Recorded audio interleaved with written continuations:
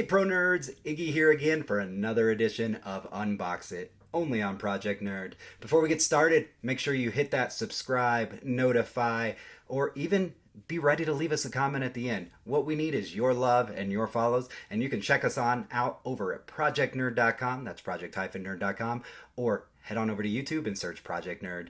Today, we're unboxing a very awesome game from our friends at Thames Kosmos. It's Ubongo. A fast-paced, addictive, and easy-to-learn geometric puzzle game.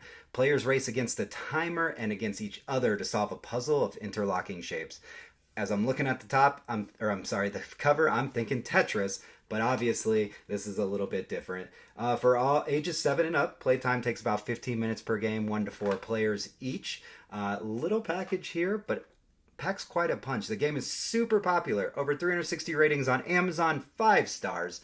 If you look around elsewhere online too, it has got a lot of attention drawn to it. Ubongo was created by Polish-born Swedish game designer Grzegorz Rickman. I like to say that up as being a fellow Pole. But it originally appeared as Pyramid's Porter by a Swedish publisher and was brought over, as I mentioned, Thames and Kosmos for the United States. Let's take a look inside the box, though. Player receives 1 set of 8 titles. At the beginning of each round, each player also receives a new puzzle card. During a round, all of the players simultaneously try to cover the light-colored placement area of their puzzle cards completely with their tiles, with no part of any tile sticking outside of the placement area. Not all of the tiles are needed to fill the placement area, and the players are not told which tiles they will need to use. The first player to solve his or her puzzle yells, Ubongo. Then this player starts counting down from 20 to 0, while the other players continue trying to solve their puzzles. All players who solve their puzzles before the countdown ends, including the first player, earn 1 victory point. These players keep the puzzle cards that they solved off to the side to signify their earned victory points.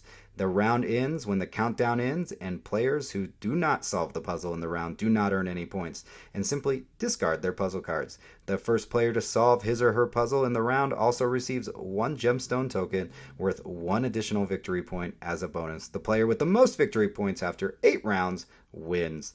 The game components include 32 puzzle cards, 4 sets of 8 tiles, 8 gemstone tokens. In the box, you can see we have a lot of cool things going on here. You're going to have to pull the pieces apart as they are a little bit falling apart in the box, but no harm, no foul here, as you can see. Really cool pieces here, different colors. As we mentioned, it's 1 to 4 players, so you have 4 different colors.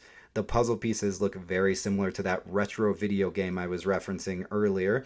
I'll try not to name it too many times in this. And then obviously the gemstones match the colors of your pieces. The card deck is pretty thick. Come back here to the main camera and take a look. A lot of playing cards. So I think you have a lot of endless combinations, a lot of time for fun here. And of course, more puzzle pieces here at the bottom of the box.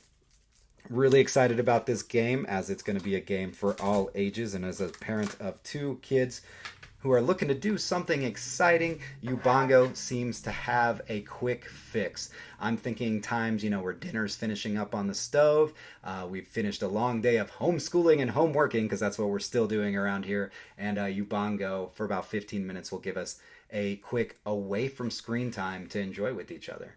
The pieces are pretty sturdy. As I mentioned, as we looked at the box, they have the different ones here. So as I'm holding them up here on the screen, both sides the same color. So you have a lot of different ways to use it then, because it can be played on all different areas.